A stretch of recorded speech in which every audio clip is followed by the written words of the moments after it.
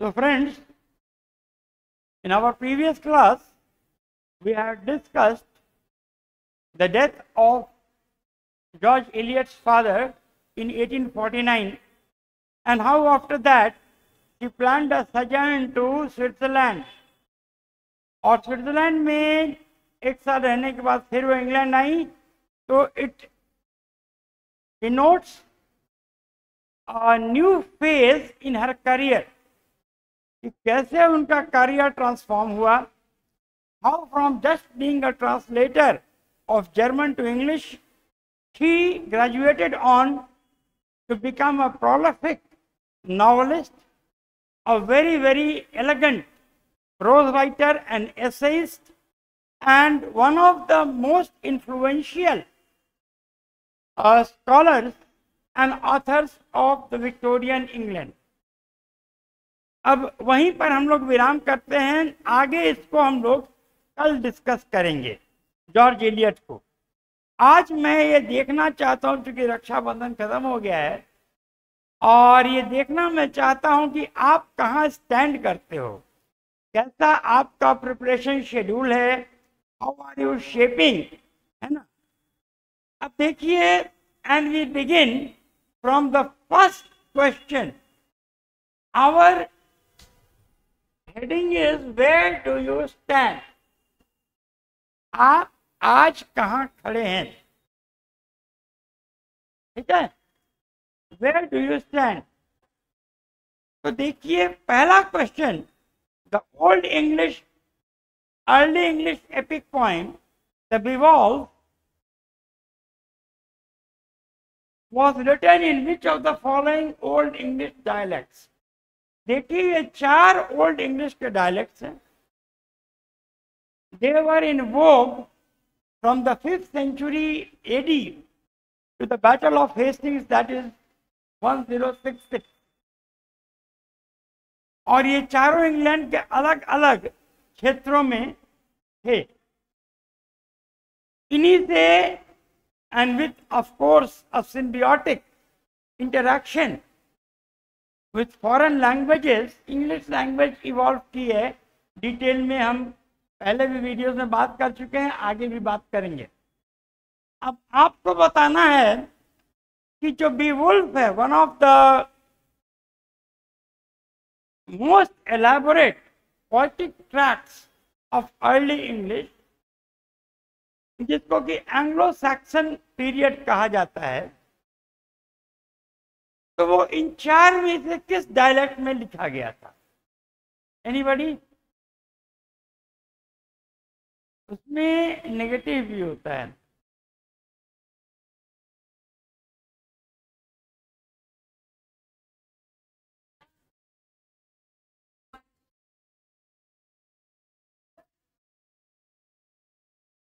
ये मर्शियन रूलर नहीं, ये क्या हो रहा है.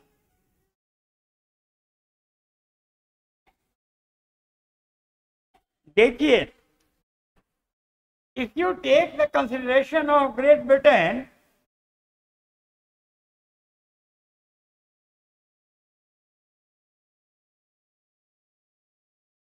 ये आयरलैंड है, आयरिश. ये स्कॉटलैंड है. यहां पर नॉर्थम्ब्रियन था, यहां पर मर्सियन था, ये केंटिश था, और ये वेस्ट सैक्सन था. ये 4 रीजन्स में ये फ्लरिश किया. अब आप बताइए कि बिवॉल्व किस रीजन में फ्लरिश कर रहा था. तो your answer is West Saxon. It is a 3182 line, 3182 line का पोएम है अर्ली इंग्लिश में, प्रिमिटिव इंग्लिश. ये वेस्ट सैक्सन में था. ये केयरफुल रहिए. अनिकेत.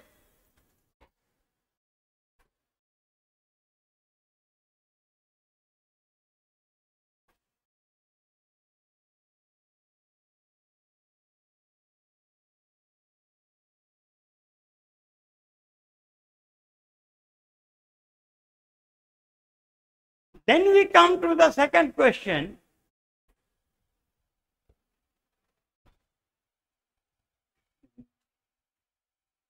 क्या होगा?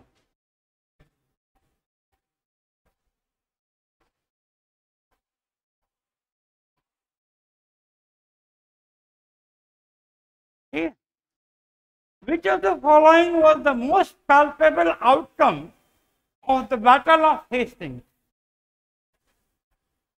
October 1066, to be very precise, 4th of October 1066, on the evolution of English language and literature.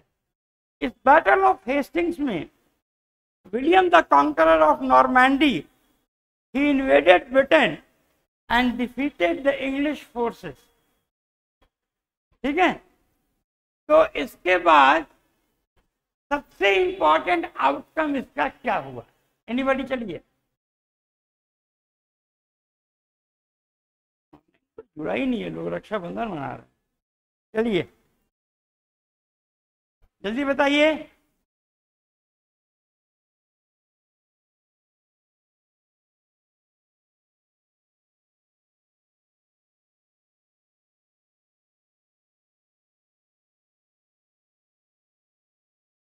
देखो, French became the court language and the language of the elites, ये होना ही होना है, क्योंकि basically he was from northern France, Normandy in northern France. ठीक है, English disappeared as a language from UK, ये नहीं होगा, क्योंकि इंग्लिश सबसर्विएंट पोजीशन में आ गई थी, डिसअपियर नहीं हुई थी। ठीक है, it resulted in the loss of court patronage for the English language, ये भी सही है, क्योंकि इंग्लिश अब फ्रेंच लैंग्वेज और कोर्ट पेट्रनेज मिलने लगा। English was relegated to being a language of the hoi polloi. होई पोलोई का मतलब होता है कॉमन पीपल, साधारण लोग, हाँ, the common people and the प्लेबियंस।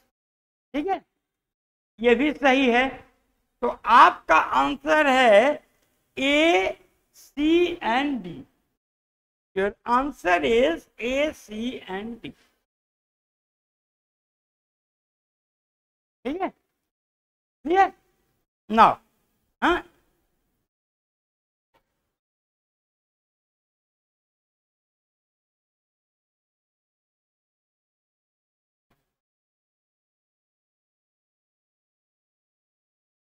धीरे सीख जाएंगे हम लोग।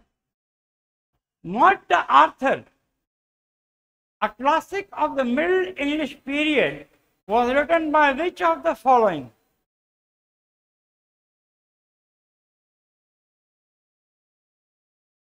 Yes?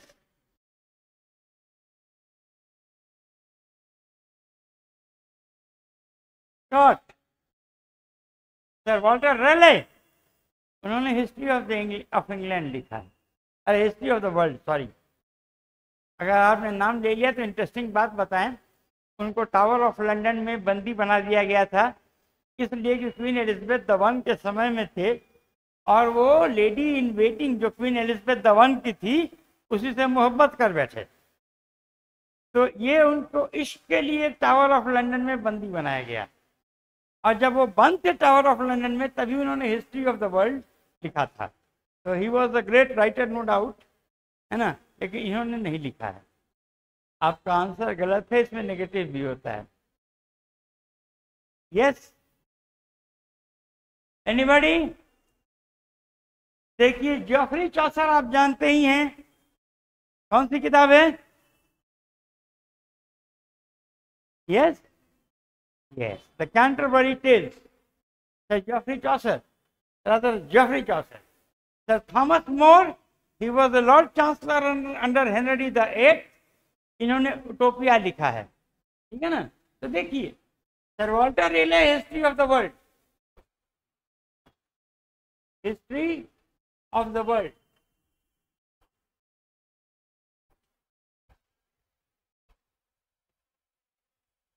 सर थॉमस मोर, इन्होंने उटोपिया लिखा है।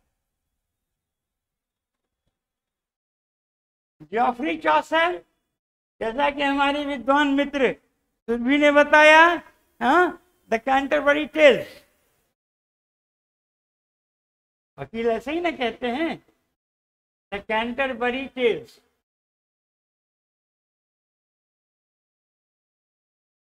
तो आंसर आपका सर थॉमस मैलोरी है। He was a night in the war of the roses, और इन्होंने ही ये मॉट द आर्थर लिखा है।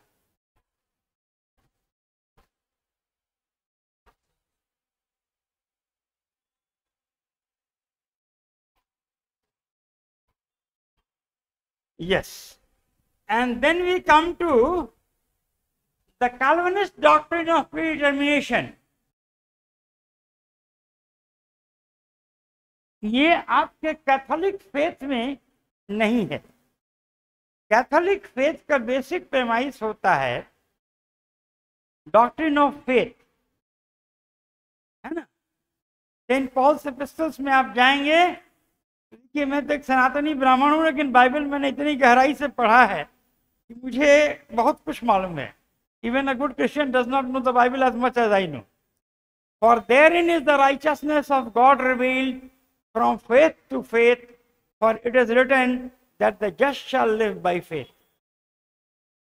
और उसके विपरीत this Calvinist doctrine of predetermination, ये प्रोटेस्टेंट एथिक्स का आधार होता है। अब ये किस के वर्क्स में सबसे ज्यादा रिफ्लेक्टेड है? बताओ बताओ, जल्दी कीजिए।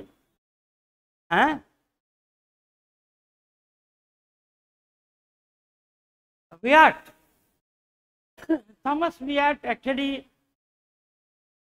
ये सॉनेट्स के एक्सपोनेंट माने जाते हैं एलिजाबेथ द वन के पीरियड में। What happened?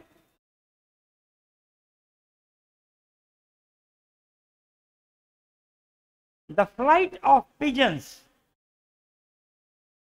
The flight of pigeons ये किसकी लिखी नॉवेल है? एक हिंट तुम लोग को दे रहे हैं कि इसी नॉवेल पे जुनून फिल्म बनी थी 1857 के म्यूटनी वाली, शशि कपूर ने ये बनाई थी जुनून, इसी नॉवेल पे बनी थी। And he is one of the greatest writers in present day India in the English language. अब लगभग 87-88 साल की उम्र हो चुकी है। 2018 में कलकत्ता बुक फेयर में मैं उनसे मिला था, तब बहुत बूढ़े थे, लेकिन फिर भी razor sharp memory. The greatest, one of the greatest writers in the English language in India, present day India, और highly awarded। पद्मश्री मिल चुका है, पद्म भूषण मिल चुका है, लेवलिन रिस अवार्ड मिल चुका है ना, साहित्य अकादमी अवार्ड मिल चुका है।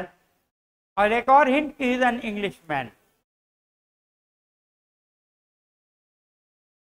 फ्लाइट ऑफ पिजन्स, चलिए जल्दी बताइए, जल्दी बताइए।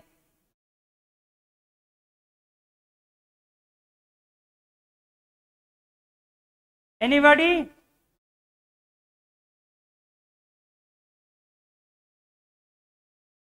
आपने रस्किन बॉन्ड का नाम सुना है? हाँ, तो उन्होंने ही लिखा है। अभी कबूतर उड़ा, उसी से मुझे दिमाग में स्ट्राइक कर गया, the flight of pigeons. Anyway, अब you come down to this, the doctrine of प्रीडिटर्मिनेशन।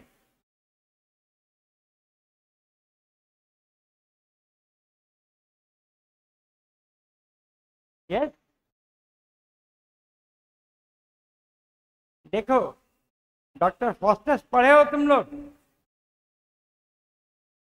वो इसी पर आधारित ही है। डॉक्टर फॉस्टस बहुत विद्वान था, बहुत ज्ञानी था, लेकिन ये बद दिया गया था। डॉक्ट्रिन ऑफ प्रीडिटर्मिनेशन साफ कहता है, the moving finger rights and having it moves on, not all your efforts can erase an iota। कितनी भी कोशिश कर लो, हुई है वही जो राम रचि राखा, वही होगा जो ईश्वर ने रच के रखा है। तो ये प्रोटेस्टेंट डॉक्ट्रिन है और क्रिस्टोफर मार्लोर इसके सबसे बड़े प्रवर्तक थे, specially doctor foster.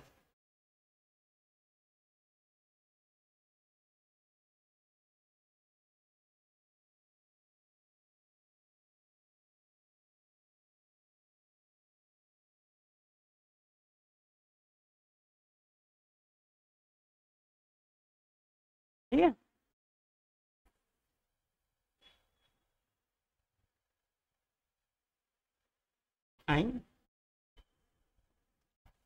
Not happening.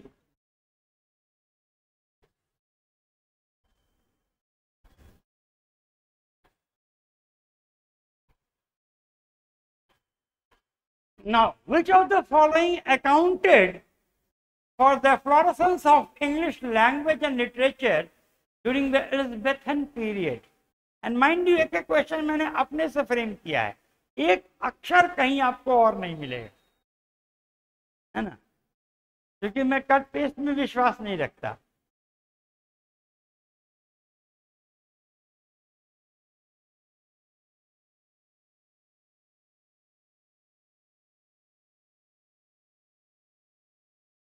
हाँ, ये एक अच्छा आंसर है, क्योंकि एलिजाबेथ द वन ने the decree of the star chamber नाम के एक नियम को प्रतिपादित किया। उन्होंने प्रिंटिंग इंडस्ट्री को प्रोत्साहित किया और रेगुलेट किया, ये सही है। लेकिन ये भी सही है, पहला वाला, और दूसरा वाला भी सही है। तो आपका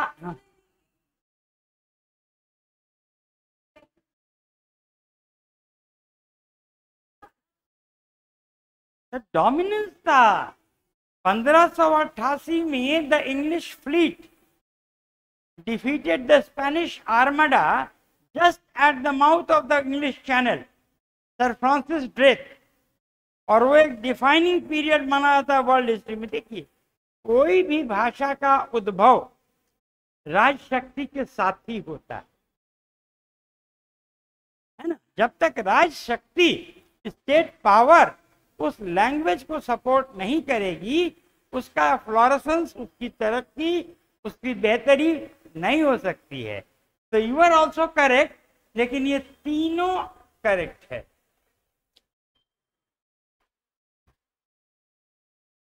ना। देखो भाई, इंग्लिश वर्ल्ड लैंग्वेज कैसे बन गई? क्योंकि इंग्लैंड सुपर पावर बन गया, और तो उसके बाद सुपर पावर बना यूनाइटेड स्टेट्स ऑफ अमेरिका, उसकी भी मादरी जुबान इंग्लिश थी, मदर टंग। तो देखो, स्टेट पेटर्नेज बहुत जरूरी होता है लैंग्वेज के फ्लोरेसेंस के लिए, लैंग्वेज के तरक्की के लिए। ये क्लियर हो गया? Now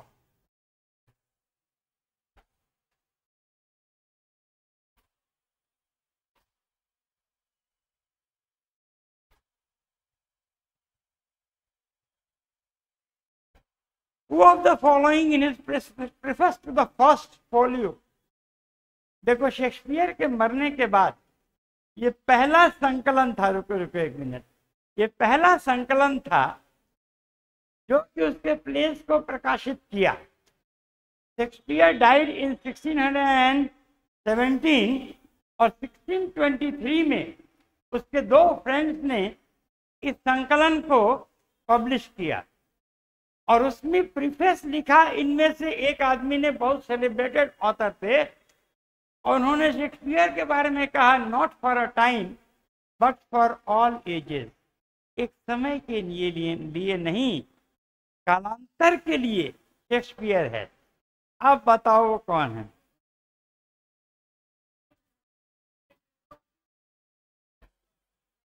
Ben Johnson is the correct name. हाँ, you get a right one. ये पहला सही आंसर आप लोगों ने बताया है, इट्स बेन जॉनसन। हाँ हाँ, right, Ben Jonson. Ben Jonson he was an enlightenment point, है ना, बहुत ही सेलिब्रेटेड पॉइंट था, ठीक है। उसका एक ट्रू ब्यूटी करके पोएम है, उसमें देखो कितना बढ़िया लाइन्स वो कहता है। A lily of a day is fairer far in May, although it fall and die that night, it was a plant and flower of light. In small proportions we just beauties see, and in short measures life may perfect be. जीवन की खूबियां, जीवन की अच्छाइयां जीवन के अवधि से नहीं नापा जाता है, जीवन के उपलब्धि से नापा जाता है। एक दिन का खिला हुआ लिली 100 साल का वट वृक्ष से बेहतर है, क्योंकि it was a plant and flower of life. ठीक है ना? तो Ben Johnson is the correct answer. And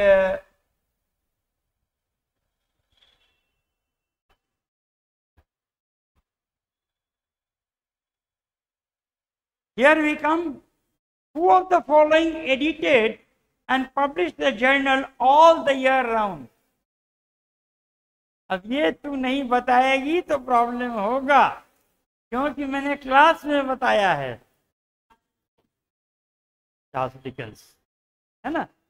20 साल तक उन्होंने इस जर्नल को पब्लिश किया, और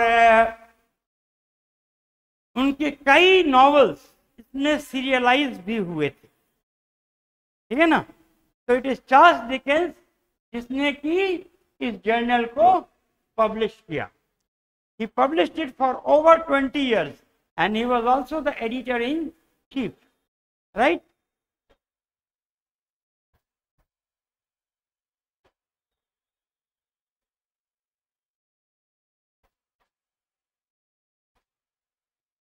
Which famous author, historian, essayist and critic of English literature is nicknamed the Sage of Chelsea? पहले बताओ चेल्सिया फेमस क्यों है? फुटबॉल क्लब, है ना? चेल्सिया का संत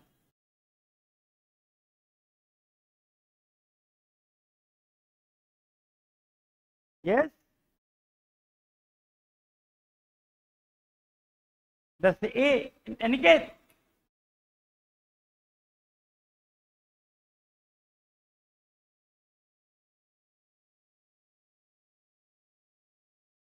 कुछ टुलवा हमको दे दो।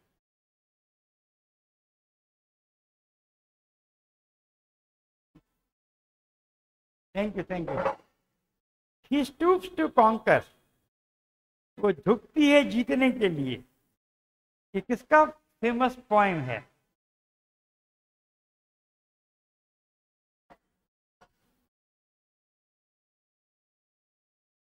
चलो बता दोगे, डेरी मिल्क देंगे। He stoops to conquer। देखो लड़की, तुम्हारा एक भविष्य है, तुम थोड़ा मेहनत कर लो। ओलिवर गोल्डस्मिथ, देखो ना यू गॉट अ फ्यूचर। हमने कहा ना कि देखो इसको याद है, ये इंपॉर्टेंट। अच्छा, ये हमने नहीं बताया है, यस हो सकता है हिंट कर दिया हो कभी, लेकिन अभी तुम झुकी उस पर, मुझे याद आ गया कि कॉन्कर, हाँ, ओलिवर गोल्डस्मिथ का है। ठीक है? सबसे फेमस नॉवेल कौन सी ओलिवर गोल्डस्मिथ की? हैं? नहीं नहीं, वो तो जानते हो नॉवेल नहीं है, वो ड्रामा है ना? हाँ, सबसे फेमस नॉवेल कौन सी ओलिवर गोल्डस्मिथ की?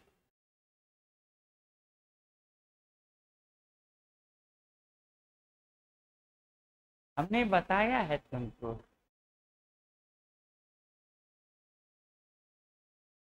The vicar of Wakefield. Yes.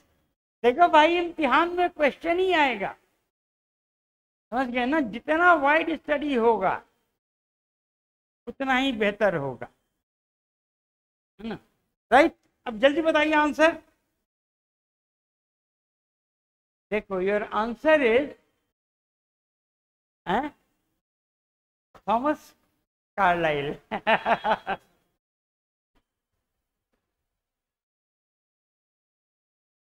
एक बार ये क्वीन विक्टोरिया से मिले।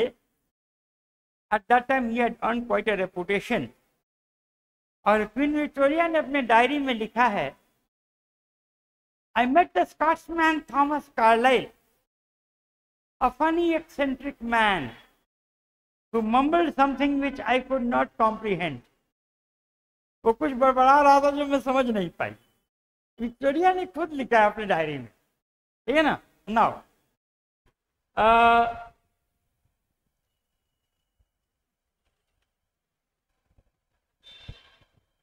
which of the following novels was not written by Sir Walter Scott?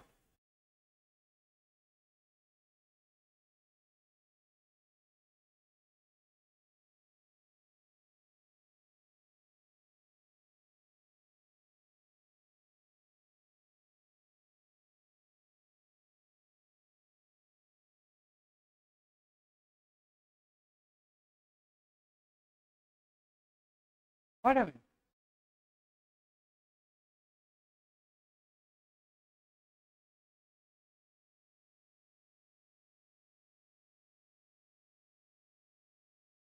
उसको हेल्प कर देना अगर उसको प्रॉब्लम कुछ हो तो, ठीक है। Which of the following novels was not written by Sir Walter Scott?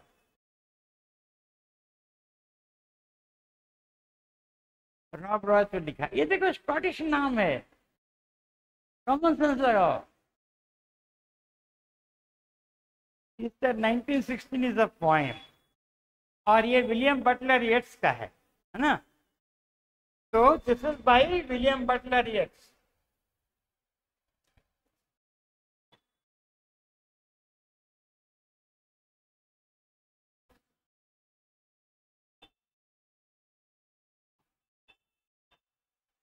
हमारे वीडियोस विजिट करो तो मैंने पूरा क्लास लिया इस पे।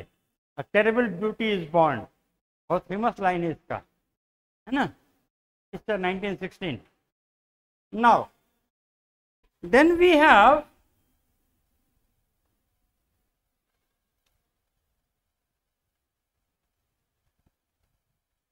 which of the following English author, essayist and critic worked as a clerk in the London office of the East India Company? तो कितना इंटरेस्टिंग क्वेश्चन है।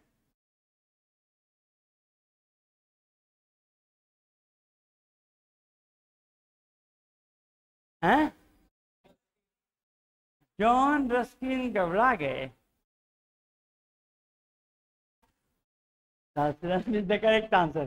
जानते हो वो हकलाता था, तो हकलाने की वजह से उसको कैम्ब्रिज यूनिवर्सिटी में एडमिशन नहीं मिला। मजबूरी में वो बेचारा ग्रेजुएट हो ही नहीं पाया। लगभग 28-30 साल तक वो लंदन ऑफिस में जो है काम किया उसने। स्कॉटलैंड एक मजेदार क्या मतलब एक घटना बता रहे हैं। इसकी बहन थोड़ी सी मैरीलैंड विक्षिप्त थी, इसके सामने ही उसने अपनी माँ के खून कर दिया। अब चार्ल्स लैम्ब के सामने दुविधा ये थी कि एक तरफ बहन और एक तरफ मरी माँ। उसने जिंदा बहन को बचा लिया। कोर्ट में उसने एविडेंस दिया कि नहीं वो अपने से मरी है, इससे नहीं। तो ये सब कुछ एपिसोड्स हैं इन लोग के लाइफ से डिटेल में तो हम लोग बात करेंगे ही। क्रिटिसिज्म इम्पॉर्टेंट टॉपिक है आप लोग का। तो Charles Lamb, William Hazlitt, Walter Horatio Pater, सबको डिस्कस करना है, ठीक है ना। राइट नाउ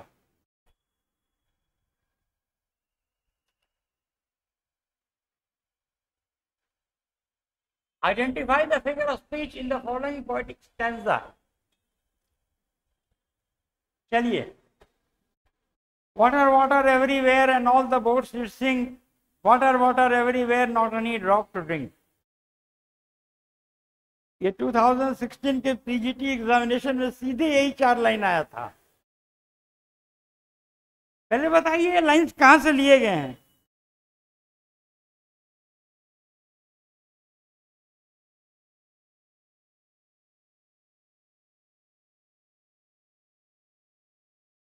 ये देखो सैमुअल टेलर कॉलरिज का the rhyme of the ancient mariner से लिया गया है ना।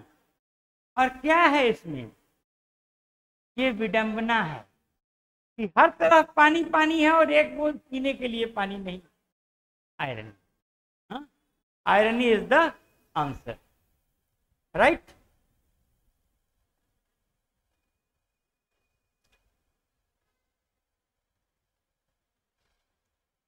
Aeneas is an English translation of the Latin text Aeneid, composed by the Latin poet Virgil.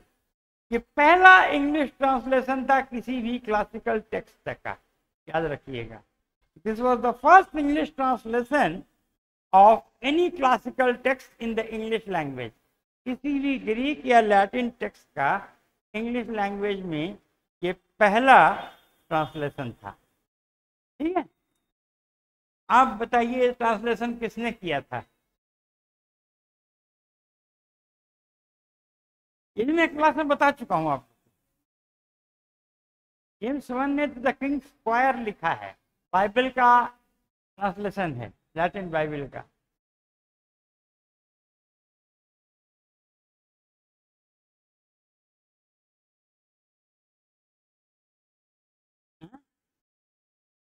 Gavin Douglas, ठीक है।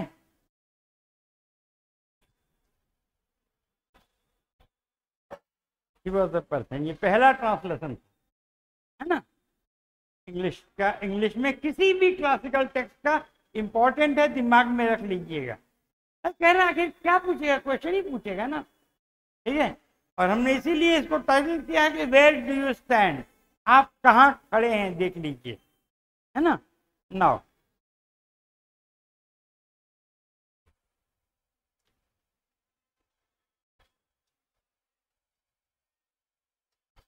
the folklores and mythologies narrated by the pilgrims on their way to the shrine of Thomas Becket have been described in which of the following literary works?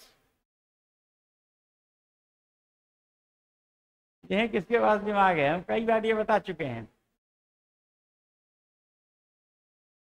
The Canterbury Tales. Well done. हाँ? ठीक है। Here's the Canterbury Tales.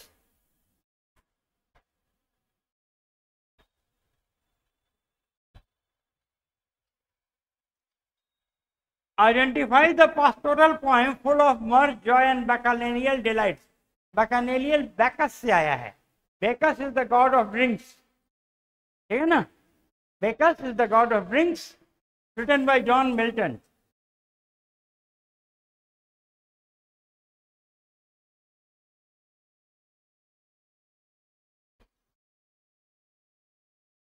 Yes? हाँ बोलो। ला अलाग्रो, है ना, ठीक है।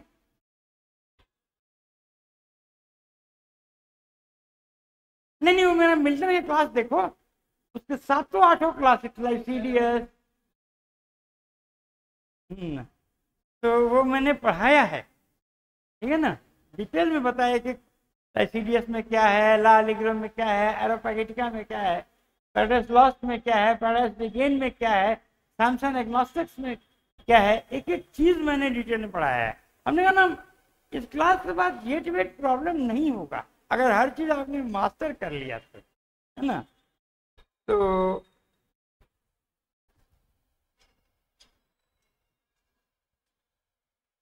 which of the following were the typical features of the metaphysical poetry of the 17th century?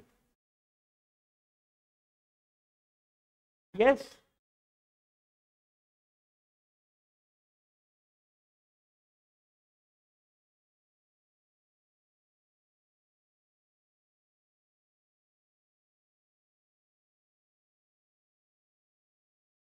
यही नहीं था आंसर, ए एंड बी है, दिस इज द आंसर, है ना। दोनों ही चीजें थी, है ना। नाउ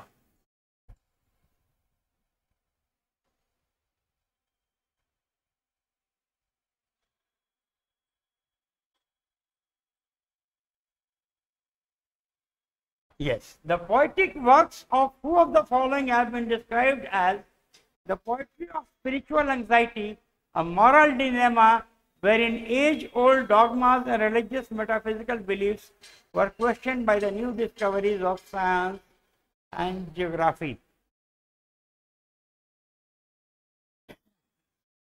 ये संभवतः सबसे ब्रिलियंट क्वेश्चन है इस सीरीज का।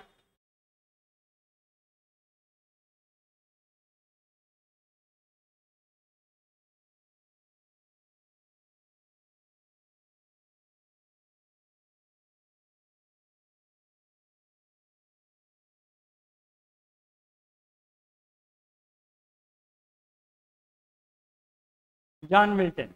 Yes, you are right. Milton's poetry is highly metaphysical and philosophical, है ना? John Milton.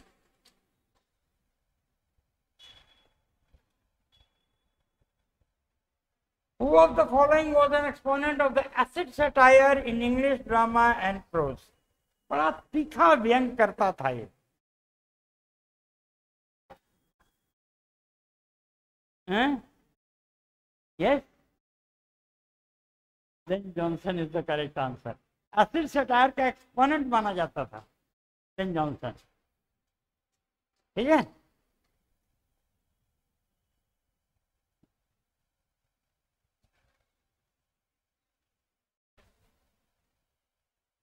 The nomenclature of Augustan literature was given to the literary writings of the period 1714-1746. It was based on the famous poem Epistles to Augustus, satirized by which of the following? Epistles to Augustus तो Horace ने लिखा था, लेकिन किसने उसको satire किया था?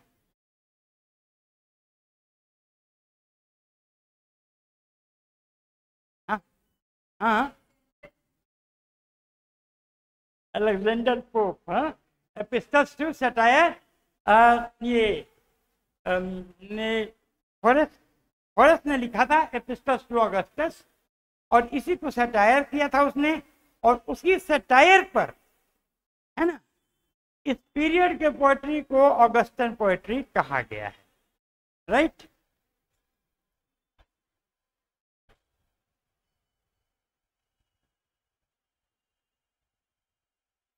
The Pilgrim's Progress was written by John Bunyan while he was imprisoned in which of the following prisons? हाँ, देखो जो हमने पढ़ाया है वो ये लड़की घोट डाली है, बेडफोर्ड प्रिजन। हाँ, ठीक है ना, ये इम्प्रिजन था तभी इसने लिखा है बेडफोर्ड प्रिजन। वेल डन, क्योंकि नॉवेल क्लास में मैंने ये बताया था, है ना। एंड नाउ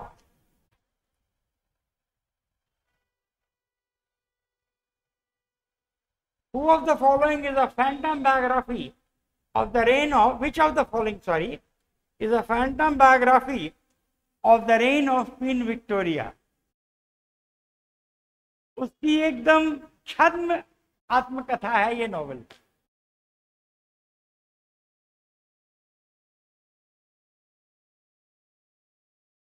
हैं? ना ना, ये दोनों फ्रांसिस बर्नी की किताबें हैं। Alice in Wonderland is the correct answer. हमने बताया था ना, जैसे क्वीन विक्टोरिया डिस्टर्ब रहती थी, मतलब एलिस डिस्टर्ब रहती है, हमेशा कंफ्यूज, वैसे ही भी 17 साल की लड़की संसार का सबसे बड़ा साम्राज्य की मालकिन बन गई। अब वो कैसे गवर्न करे? वहां फिजी समोआ से लेके कनाडा में न्यू फाउंडलैंड और ब्रिटिश कोलंबिया तक उसका शासन फैला, कैसे गवर्न करे? तो यार answer is Alice in Wonderland. तो with this we tidy up for the day.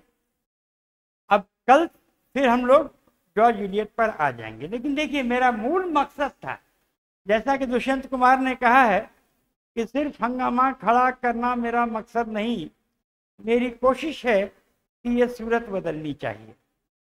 तो सूरत बदलनी चाहिए, नथिंग कम्स इजी, है। और ये सब क्वेश्चंस मैंने खुद फ्रेम किया है, और एकदम ओरिजिनल ये 20 क्वेश्चन है। आने वाले समय में लगातार मैं ऐसे आपको एसेस करता रहूंगा where do you stand series में, ठीक है। और कल हम लोग जहाँ से छोड़े थे जॉर्ज इलियट का, the death of her father, वहां से आगे करेंगे। ठीक है, with this I thank you for the class. एक आइडिया आपके दिमाग में हो गया होगा कि वेयर यू स्टैंड, है ना।